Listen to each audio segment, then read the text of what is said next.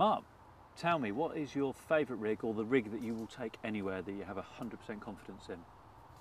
I have been trying about with a few other rigs this year, but, and to good effect really as well. But this rig is the rig that I will take anywhere. This is by far the most effective rig that, well, certainly caught me more fish than any other rig that I've got. Yeah. Which is basically a size 6 wide gate with a little bit of shrink tube on. Usually with a 10mm on, because I use 10mm up baits, 10mm free baits a lot. You know, I find that 10mm are sort of a borderline in between particle and boilie fishing.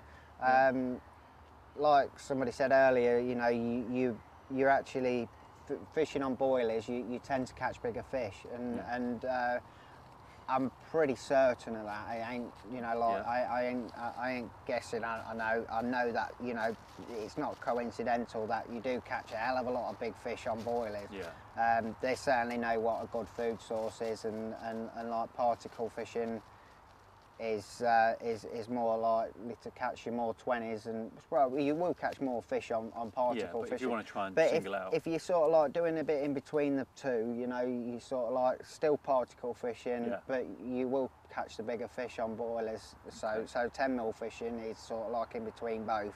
So what we've got here then, we've got a coated braid.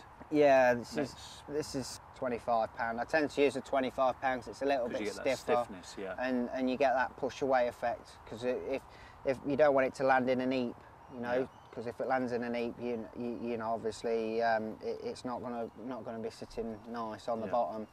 I've done quite a bit of fishing where you're actually looking at your rig in the boat, you know, like where you've cast out to the spot, and like you're going out and actually looking at your bait, your rig on the bottom, and when you've cast it out, I found that, you know, without a coated braid and that, you know, it tends to all be right near the lead.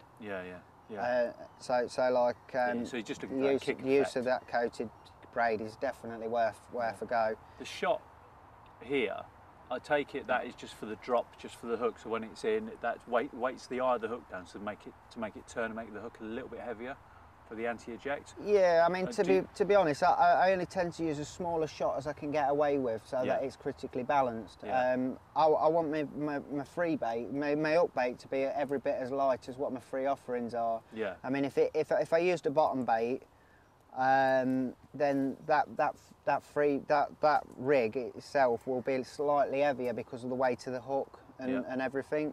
So like I use a pop-up literally to take away the weight of the hook. Sure. And that split shot is just heavy enough just to make it sink.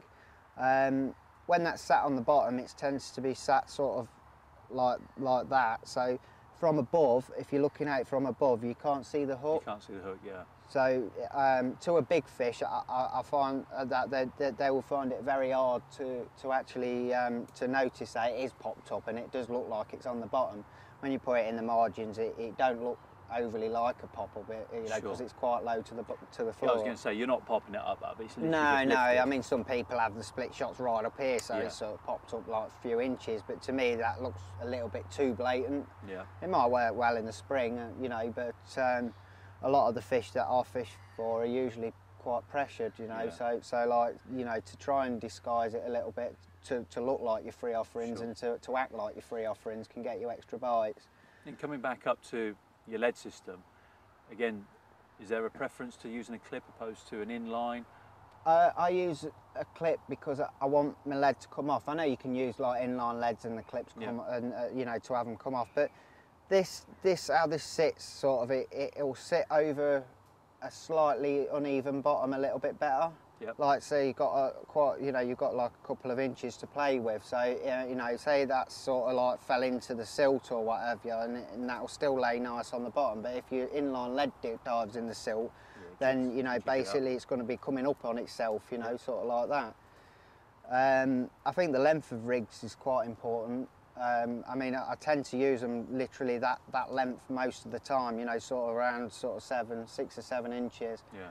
I think it depends on what sort of size fish you're fishing for, but a lot of the time I'm fishing for sort of reasonable size fish, you know. So you know, I find that this is, you know, I mean, I've caught quite a few big fish on this sort of length, and I think if you with a big fish, obviously that's got to tilt up and pick it up, and if it's too short, you know, you could miss the take, and if it's too long, then it's got enough play that it can actually spit it out. Yeah, it's interesting you size of your hook, like you say, for a 10mm bait, because there's a lot of people talk about size of hook matching it to the size of the bait, but I'm probably right in assuming you think the same sort of way that I do. They cannot spit a big hook out as easy as they can as size, because there was kind of a fashion period, wasn't there, where lots of people were using lots of 12s and 10s and whatever. I've always preferred a big hook, because it's, again, if you put something small in your mouth and you spit it out, you put a coat hanger in, you can't get it out. No. Is that the same sort of way that you think with regards to hooks? Yeah, I think, I mean, I've used a size 8 with a 10mm bait. Yeah. I've used that to sort of like, to basically sort of blend in with, you know, the size of the bait. I do like using smaller hooks, to be honest, but I mean, like this year I've been playing about with size 6s with like double 15mm and sname ends and that, but I've only used that because I'm using double 15mm. Yeah, sure. I mean, if I were using 15, just a single 15mm, I'd carry on using a size 8. Right. But you have to take into consideration where you're fishing as well. If it's really weedy, you know, you might have to go up a size, or you know, and if you know, sometimes in the winter it is worth dropping down a size. Yeah.